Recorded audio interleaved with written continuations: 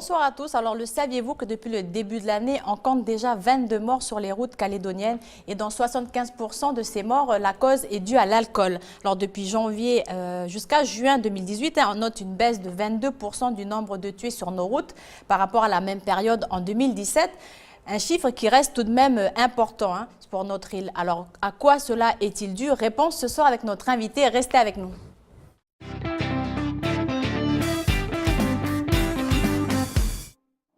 Bonsoir et bienvenue à tous dans votre émission. Alors ce soir en plateau, nous accueillons Sylvie Soubrier, Moestar, chargée de la sécurité routière en province Nord. Bonsoir Sylvie. Bonsoir Aurélie. Et merci d'avoir accepté notre invitation. Alors Sylvie, ce soir, le message s'adresse à la jeunesse du pays. Oui. Vous êtes là pour vous adresser directement aux jeunes qui sont derrière leur écran. Quel est le message ce soir que vous souhaitez leur passer ? Alors je souhaiterais interpeller cette jeunesse qui fait partie des personnes les plus impactées par les accidents routiers par rapport au nombre de tués sur les routes. Il faut savoir qu'en l'espace de 2 ans, il y a eu à peu près 32 morts, 32 jeunes qui ont été décimés. Ce qui représente environ, je vais parler scolairement, une classe entière d'un établissement scolaire qui serait rasée d'un coup de main en une seule fraction de seconde. C'est énorme. C'est énorme, oui. Alors je pense qu'il y a urgence, de façon à ce que cette jeunesse se responsabilise. Et on est là ce soir pour en parler, Sylvie. Et Stéphanie, bien sûr, avec sa chronique C'est net, nous emmène faire des découvertes au travers le monde. Où on va, Stéphanie? Alors, bonsoir Aurélie, bonsoir Sylvie. Bonsoir, Alors ce soir, Stéphanie. effectivement, je vous emmène aux 4 coins du monde, notamment au Japon, où la citation « vieillir ou conduire, il faut choisir » donc prend tout son sens. Alors je rappelle que le Japon est le pays le plus vieux du monde, presque 30% des Japonais ont plus de 65 ans. Et d'ailleurs, il y a une recrudescence donc, des accidents de la route, causés par la plupart par des personnes âgées. Et c'est pour ça que le gouvernement japonais a mis en place donc, des campagnes de sensibilisation à la sécurité routière assez particulières. Vous verrez, je ne vous en dirai pas plus, restez avec nous. Alors Sylvie, au Japon, on sensibilise les personnes âgées. Vous, votre cible en province Nord, c'est la jeunesse. Vous l'avez dit, première victime de ces accidents de la route. La tranche d'âge la plus touchée d'ailleurs est celle des 18-34 ans. En 2017, on comptait 55 personnes tuées sur les routes de Nouvelle-Calédonie, dont 28 jeunes ont perdu la vie dans ces accidents, ce qui peut représenter, vous l'avez dit encore une fois, une classe entière, de primaire. Alors Sylvie, j'ai envie de vous demander sur quoi faut-il agir en priorité? Alors il faut agir sur cette jeunesse et sur les facteurs accidentogènes. Nous les connaissons tous puisqu'ils sont récurrents. Mais on va les développer tout au long de cette émission. D'accord. Et justement sur cette jeunesse en formation qui nous arrive et qui est brute, c'est-à-dire les enfants scolarisés dès le plus jeune âge dans les établissements scolaires maternels, primaires, collège et jusqu'au lycée, avec un continuum éducatif axé sur 3 domaines, le domaine du piéton, le domaine de l'enfant rouleur et de l'enfant passager de véhicules particuliers, de façon à ce qu'ils puissent construire leur propre citoyenneté, construire leur propre sécurité, mais aussi comprendre que la rue, ça se partage. Et c'est une affaire citoyenne. alors, comment agir sur les comportements des usagers? Quels sont les outils pour renforcer justement la sensibilisation à l'insécurité routière? Des questions auxquelles nous essaierons de répondre tout au long de cette émission avec notre invitée Sylvie. Mais d'abord, je vous propose de partir sur Kawa, justement, Sylvie, et vous à la maison, sur un circuit de course pas comme les autres. Et vous verrez pourquoi. Un reportage sans commentaire signé Vanessa Kédé. On regarde. Il faut pas rouler trop vite. Ah, alors écoutez là, il y a Ethan qui vient de se faire percuter par Hugo. Ethan, tu peux répéter ce que tu viens de dire à Hugo? Hugo, il t'a dit pourquoi tu as traversé, qu'est-ce que tu lui as répondu? J'ai dit que c'est elle qui a dit. Heidi, elle lui a dit de traverser. Est-ce qu'il pouvait traverser? Mais oui, mais il faut rester regarder. Oui, mais il faut rester à regarder à droite des deux côtés. Oui, si quelqu'un peut le percuter. Oui, de l'autre côté. Mais lui, regardez Heidi. Oui, regarder Hugo. Oui. Donc c'est bien parce que Heidi t'a dit de traverser, donc oui, elle t'a laissé, elle tu peux, mais sa voie elle est ici. Tu as celle-là aussi à traverser. Regarde aussi ce qui se passe ici, d'accord? Allez. Parce que tu vois ce qui s'est passé, c'est que Hugo, regarde, Heidi avait envie de te laisser traverser, mais Hugo lui il n'avait pas envie, il était peut-être pressé, d'accord? Donc c'est toi seul qui décide, Ethan.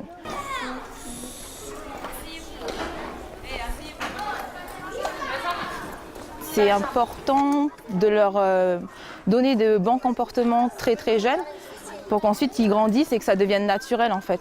Parce que surtout en Calédonie, c'est un problème de la sécurité routière et les gens font un petit peu comme ils veulent, mais si on commence à leur donner les bons gestes des petits, et après ça devient des automatismes. C'est comme ça qu'on doit faire. Regarde, tu regardes. Dans quel sens elles vont arriver les voitures? Elles vont arriver comme ça ou comme ça? Comme ça. Donc toi, tu dois toujours être face à la voiture. Donc tu passes comme ça. En fait, je savais pas encore qu'il fallait marcher face à la voiture. Il fallait pas dépasser la bande de vigilance. Et donc du coup, maintenant, depuis que tu l'as appris à l'école, tu le fais? Oui.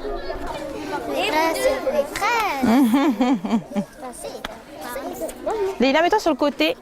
Voilà. C'est eux là sont en danger parce que eux sont sur la chaussée. Toi, tu es sur le trottoir. Alors décale-toi s'ils passent.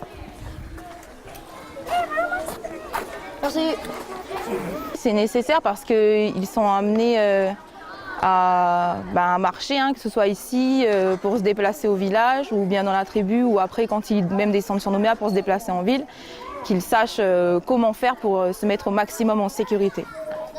Oui, parce que maintenant, depuis que j'ai appris comment me comporter sur la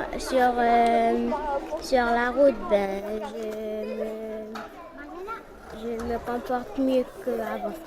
Il faut être prudent quand on traverse le passage piéton. Pourquoi? Qu'est-ce qui peut nous arriver si on n'est pas prudent? Si on ne regarde pas à droite et puis à gauche, eh bien, on peut se faire percuter par une voiture. Attends. Elle te dit vas-y, mais c'est pas elle qui est en train de traverser, c'est toi. C'est toi qui réfléchis, pas Sarah. Recule. Sarah, recule. Vas-y. Réfléchis, parce que si elle te dit allez et qu'elle n'a pas regardé, boum, tu vas te faire percuter. Vas-y, Dixon. Oui. C'est toi qui décides. Les autres ne décident pas pour toi, c'est toi. Tout seul. Vas-y. Alors Sylvie, vous êtes à l'origine de cette piste dans cette école. Oui. Qu'est-ce que ça vous fait de voir des enfants s'amuser tout en apprenant? Écoutez, pour moi c'est un grand bonheur, puisque c'est cette piste d'éducation routière. Bon, ce n'est pas la seule, depuis d'autres pistes ont été réalisées sur l'ensemble de la province, qui en comportent maintenant une par ETH, par entité territoriale homogène. Ça me fait énormément plaisir parce que c'était une demande des enseignants et il était indispensable que les établissements scolaires, les équipes enseignantes puissent disposer de ces outils pédagogiques de manière à apporter les règles élémentaires du code de la route aux enfants, mais à les mettre aussi en situation de piétons et de rouleurs, étant donné qu'ils sont cyclistes. Et ce sont des projets qui ont été fédérés par l'ensemble des enseignants et des parents d'élèves. Il est vrai que les enfants apprennent bien mieux par le jeu. Bon, je ne vais pas dire qu'ils jouent sur une piste d'éducation routière. Non, mais on voit bien que c'est du concret, ils sont avec les vélos et dans l'amusement, on apprend. Absolument. Et ils pourront, en milieu non protégé, reproduire les savoirs, les savoir-faire et les savoir-être que les enseignants. Sur la route. Tout à fait. Et en tant qu'adulte, vous pensez que justement ce qu'ils apprennent là à l'école, ça va leur servir plus tard? Est-ce qu'ils vont retenir? Bien sûr qu'ils vont retenir les enfants. Les enfants, vous savez, ce sont des éponges. Alors non seulement ils vont les retenir pour eux-mêmes, Et je souhaite à 200% qu'ils reproduisent ces comportements lorsqu'ils auront l'âge d'être des usagers de la route, mais je souhaite également qu'ils soient des vecteurs auprès de leurs parents. Mais je confirme ce que vous dites, parce que moi-même, j'ai un garçon de 12 ans cette année, et l'année dernière, il a passé un certificat, enfin, je ne sais pas comment on appelle, mais de piéton. Et, son permis piéton. Voilà, et son permis piéton, il est rentré à la maison tout fier, il m'a montré son permis, et voilà, il m'en a parlé. Et j'ai trouvé ça super. Personnellement, j'ai trouvé ça vraiment génial qu'il puisse apprendre ça à l'école. Tout à fait, tout à fait. Et lorsque le message vient d'un enfant, pour un autre jeune, mais aussi l'enfant pour un adulte, il est beaucoup plus accepté et il a un poids fondamental. Et là, dans ce reportage, on voit en début du reportage on va dire, une situation qui pourrait être réelle, où l'enfant traverse et les autres se demandent qui finalement a la priorité. Toi, tu t'arrêtes, moi, je passe. Et ça, vous pensez que c'est quelque chose qui Justement, peut... on le voit, on voit la scène. Voilà, on voit la scène. Est-ce que c'est quelque chose qui est important pour vous, qui puisse déjà sur place avoir de même oui, un visu sur qui a la priorité, enfin le code sûr, de la route, quoi. Bien sûr, c'est une situation réelle qu'ils vivent et qu'ils s'approprient. Il est vrai qu'il faut que les enfants connaissent les espaces de circulation, les espaces réservés aux piétons, les espaces réservés aux autres usagers, c'est-à-dire que l'on appelle les rouleurs, et que chacun doit être resté à sa place pour éviter l'accident. Mais lorsqu'il y a traversée de chaussée, bien sûr, il y a un partage et un respect des règles. Il y a quelque chose qui m'intéresse, que vous dites, c'est à chacun sa place. Finalement, à qui appartient cette route? Où est la place du cycliste, du piéton, de la personne, de l'automobiliste, j'ai envie de dire? Parce que moi, ça vous interpelle. Ça m'interpelle, et cette question de cycliste, à chaque fois que j'en crois, je me dis, mais alors, où est la place de tout le monde sur cette route? Alors, on va dire, la voie publique est constituée de plusieurs espaces de circulation, que l'on soit en milieu urbain ou en milieu, on va dire chez nous, broussard, hors agglomération. Donc il y a l'espace où l'on trouve tout ce qui roule, c'est ce que je dis toujours aux enseignants et aux enfants, cet espace où l'on trouve tout ce qui roule s'appelle la chaussée. Et là, on ne trouve que ce qui roule. Et l'espace réservé aux personnes qui se déplacent avec leurs pieds, en l'occurrence les piétons, ce sont les trottoirs si l'on est en zone urbaine ou les accotements si l'on est en situation hors agglomération. Donc le piéton doit rester sur son espace réservé, c'est-à-dire le trottoir ou l'accotement ou le bas-côté, et ceux qui circulent doivent circuler sur la chaussée. Alors Sylvie, durant 6 ans, vous avez travaillé à l'association à la prévention routière de Nouvelle-Calédonie, d'où toute cette connaissance sur le code de la route. Alors depuis 3 ans, une culture justement sur la sécurité s'installe de petit à petit en province nord. Vous me l'avez dit, la sécurité routière, c'est pour vous devenu une passion.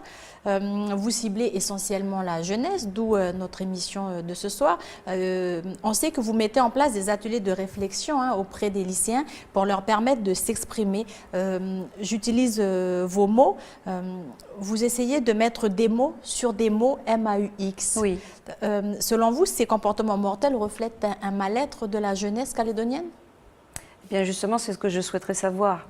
Parce que si j'avais la réponse, je pense que la prévention que nous mettons en place, tous partenaires confondus que nous sommes, aurait largement porté ses fruits, bien que nous voyons que quand même depuis 2 ans, la mortalité et le nombre d'accidents mortels en province nord a quand même bien diminué. Une culture de sécurité routière s'installe progressivement auprès des populations.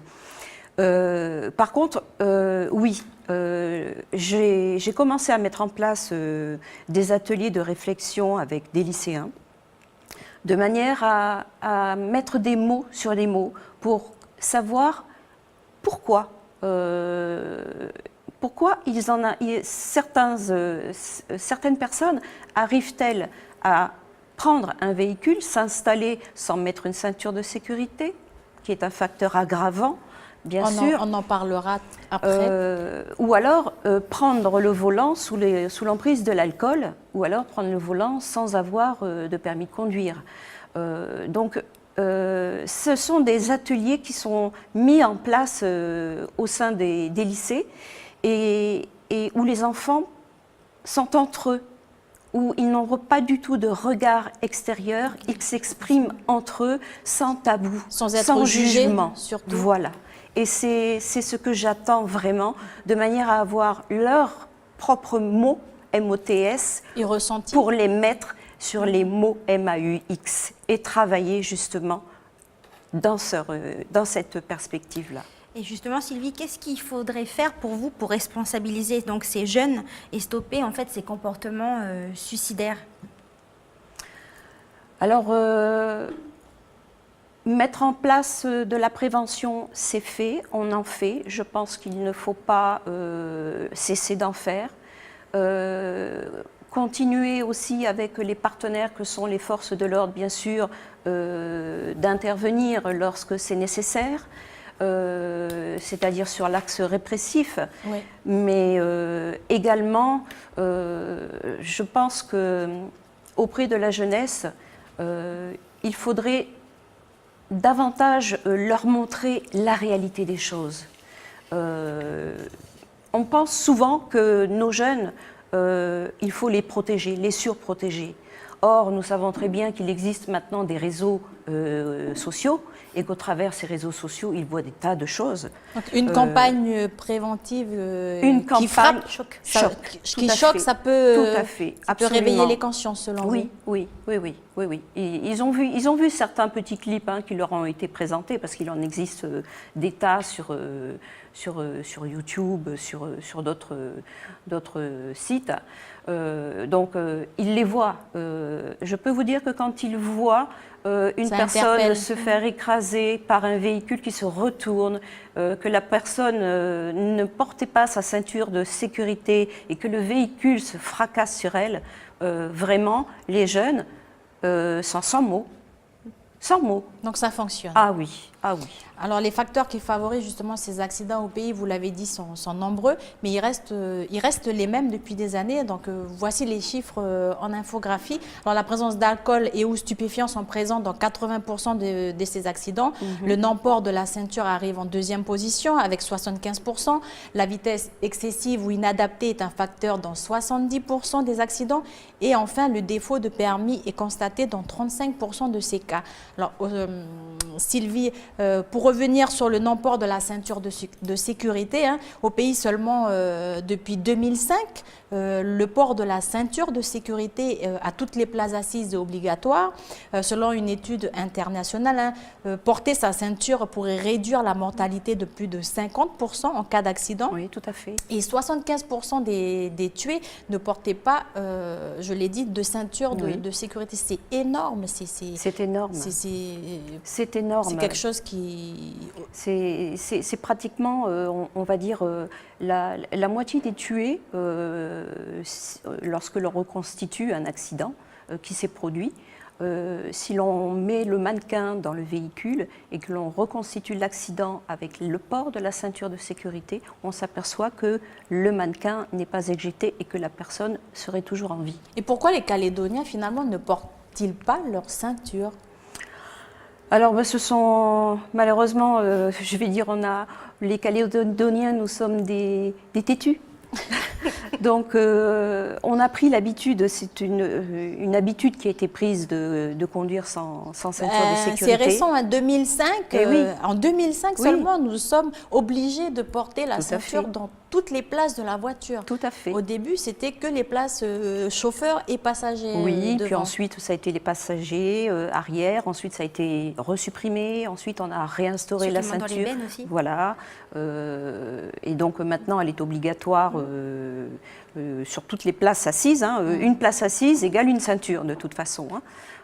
Donc, c'est vrai qu'il y a beaucoup de personnes qui ne la mettent pas parce qu'ils sont soit sur un court trajet. Ils se disent qu'ils vont faire 100 mètres pour aller à l'épicerie, chercher un pain et que rien ne peut leur arriver. Donc, c'est de la négligence.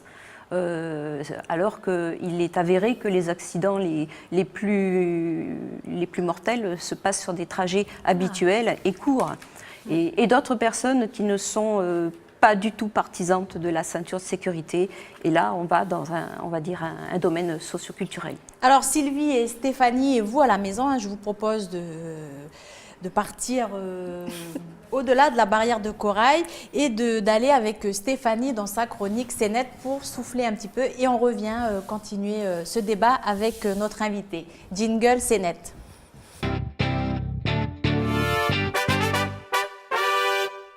Alors, je vous en parlais en début d'émission, le Japon est débordé par le vieillissement de sa population. D'ailleurs, en 2016, 54,8% des 3904 victimes d'un accident mortel étaient des personnes âgées.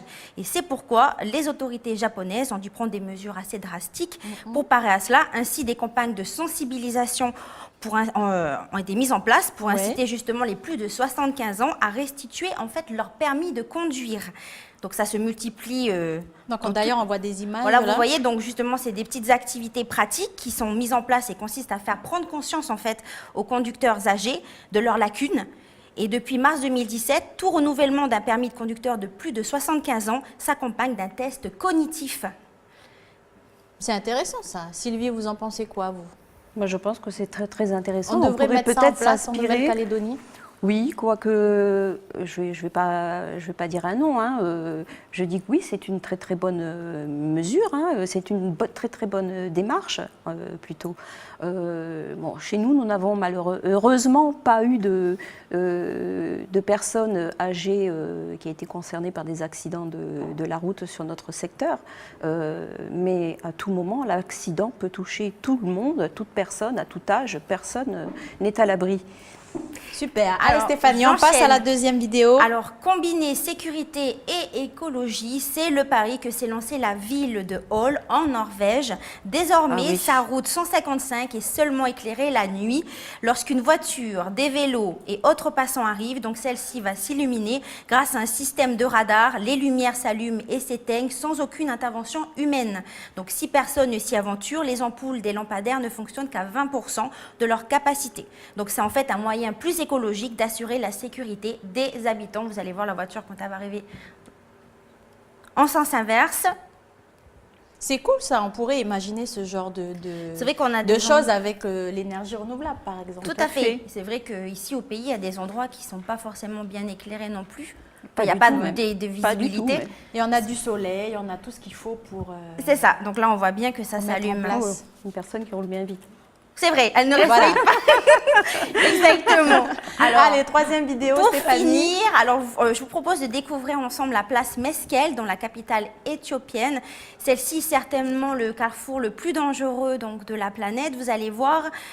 Donc, c'est un véritable balai d'automobiles et de piétons. Donc, chacun s'impose à grande vitesse sans pour autant créer d'accidents, ce qui est assez étonnant.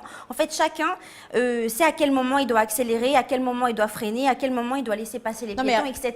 Rassure-moi, c'est accéléré la vidéo ou c'est... Il y a un accès, oui. Oui, là, il y a quand même, ça a été accéléré. Ça en a accéléré quand même. Les piétons, oui. Oui, là, les piétons, sinon... Je me disais, ils sont bien mais sont bien effectivement, pressés, ces Éthiopiens. Il n'y a pas de signalisation et en fait, c'est assez... Voilà, c'est une question de... Oui, c'est culturel. C'est culturel, là, c'est une bonne maîtrise du véhicule aussi. C'est ça. Une excellente, c'est ce genre de choses qui me font peur. Alors Sylvie, vous le dites, nos routes ne tuent pas. Ce sont les mauvais comportements des usagers qui en font d'elles des cimetières. Alors les mauvais comportements sont en effet pointés du doigt, mais moi j'ai envie de vous dire aussi qu'il y a le réseau routier qui lui aussi est déplorable à certains endroits. Vous, quel est votre avis par rapport à nos routes, par rapport à l'état de nos routes? Vous allez me faire attirer les foudres de certaines personnes. Mais non, il faut aussi, moi je pense que c'est important, c'est important de dire aussi que les routes l'état des routes ne sont pas bonnes. Je vais parler on va dire binairement. Il y a des endroits bien sûr où les revêtements ne sont pas entretenus. C'est vrai. L'entretien des chaussées coûte très très cher aux collectivités. Vous allez me dire, la vie n'a pas de prix, j'en suis d'accord. Maintenant, je vais vous donner un exemple. Vous roulez, Aurélie, sur une voie où vous savez que vous allez rencontrer plusieurs nids de poules. Quelle sera votre vitesse? Oh, je vais la diminuer à 30 km/h. Et bien voilà, vous avez tout compris. Plus on va rencontrer des routes qui ne sont pas, on va dire, très bien entretenues, moins il y aura de risque d'excès de vitesse. Mais j'ai aussi envie de vous dire que, par exemple, un exemple très concret. Donc, c'est exprès de laisser les routes comme ça. Dans le trajet transversal Koné-Tiwaka, Oui. il y a des portions qui ne sont pas, où il n'existe aucun marquage au sol. Donc moi, plusieurs fois, je fais la route de nuit, notamment le mardi soir, et plusieurs fois, j'ai failli avoir un accident. Donc là, j'ai envie de vous dire, comment cela se fait-il que nos routes n'ont pas de signalisation au sol? Comment ça se fait que par exemple, quand il y a des travaux, que les automobilistes ne soient pas informés de ces travaux? Voilà, il y a beaucoup de choses qui m'interpellent sur ce petit tronçon de route. Alors sur ce petit tronçon de route, il y a des endroits en début de transversale qui sont signalisés, balisés par la signalisation horizontale. Bon, il est vrai que toute la transversale n'est pas revêtue de signalisation horizontale. Certainement, c'est certainement un coût. Par contre, vous avez abordé, Aurélie, le sujet des travaux. Moi-même, je la fais la transversale très fréquemment puisque mon métier m'amène plus à circuler sur l'ensemble du territoire que de rester derrière un écran dans mon bureau. J'ai constaté effectivement aussi qu'il y avait des travaux qui sont signalés parfois, qui d'autres fois sont mal signalés. Et quand je dis mal signalé, je m'exprime. À 5 mètres du travaux au lieu des 150 mètres réglementaires. C'est surtout l'effet inverse qui est important, c'est que beaucoup de panneaux restent encore en place alors que les travaux ont été effectués. Et de ce fait, l'automobiliste s'attend à trouver un chantier mobile. Et finalement, il a le panneau qui lui annonce la fin du chantier. Il n'a rencontré personne. Donc, beaucoup d'automobilistes tendent maintenant à tenir un discours en disant « Nous, on ne fait plus confiance aux panneaux, parce que parfois, il y a les panneaux de travaux, il y a travaux, et parfois, il y a les panneaux de travaux, et il n'y a plus de travaux. Donc, on ne sait plus à qui s'y fier. » Bon, ce sont des petits oublis. Et justement, Sylvie, des routes de meilleure qualité, est-elle avoir une incidence sur justement le nombre de morts? De meilleure qualité par rapport aux matériaux, non, je ne pense pas. Par rapport à leur tracé, très certainement, puisque nous avons quand même des routes qui sont très sinueuses. Nous avons aussi des endroits où il y a des très très très grandes lignes droites. Et le souci, c'est que nous avons une RT1 qui part du sud au nord et qui n'est qu'une double voie. Donc, l'idéal, ce serait que nous puissions disposer sur l'ensemble du territoire d'une route à 3 voies. Alors, Sylvie, nous avons beaucoup avancé dans cette émission. Je voudrais terminer cette émission par une dernière question d'actualité. Je pense bien évidemment à la réforme des plaques d'immatriculation.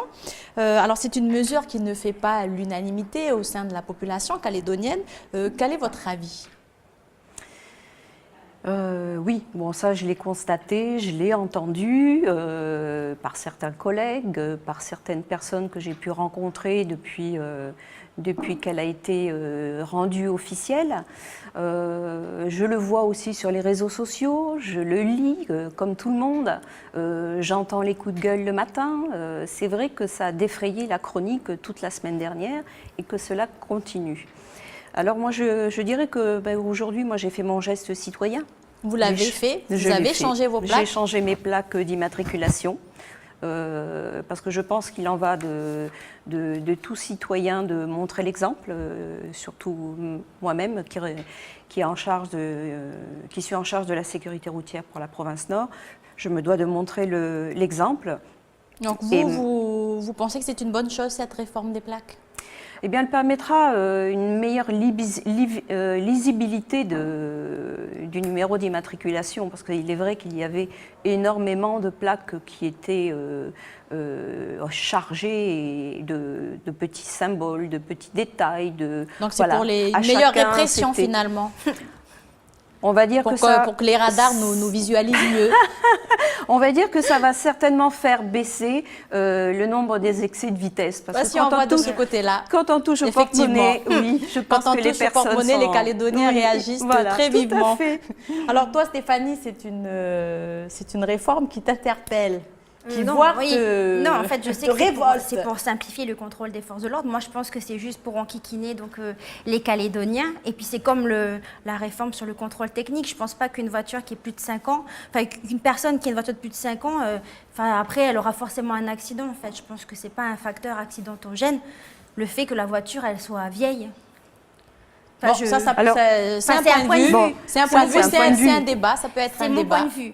L'état du véhicule, c'est un facteur accidentogène qu'il ne faut pas négliger. Bon, dans notre accidentologie actuellement, il n'y figure pas. Il est vrai qu'on n'en a pas encore rencontré. Espérant que ça n'arrive pas. Mais bon, moi je suis quand même persuadée, malgré tout, qu'un petit contrôle technique serait nécessaire sur beaucoup de véhicules que nous croisons très fréquemment, que nous rencontrons sur nos routes qui sont démunis de feu, notamment la nuit. Vous savez, c'est très dangereux lorsque l'on est dans ces points noirs, comme vous le montriez tout à l'heure sur le petit reportage. Lorsque l'on est dans un endroit où il n'y a aucune luminosité et que devant nous, on a brusquement un véhicule sombre et qui n'a pas de feu arrière. Donc, pour Madame Sécurité routière de la province Nord, toutes ces réformes sont importantes et nécessaires. Absolument. C'est ce qu'il faut retenir. Mesdames, merci.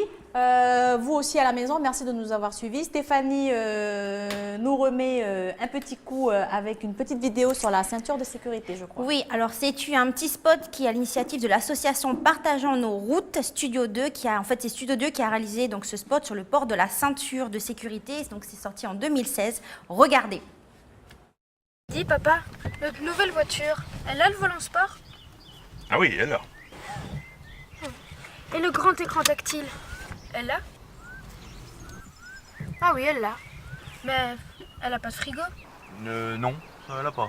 Et une console de jeu intégrée, elle l'a? Non, ça non plus, elle a pas. Et Internet, Facebook, pour chatter avec mes potes, elle l'a? Non, elle a pas. Elle a pas non plus de siège éjectable, d'écran pare-balles arrière, des ailes rétractables ou des mitraillettes dans les phares avant, non. Et des ceintures de sécurité, elle l'a? Non, oui, elle en a à l'avant et à l'arrière. Ben elle en a, mais alors elle fonctionne plus. Et ça, c'est quoi? Ah oui, alors explique-moi pourquoi.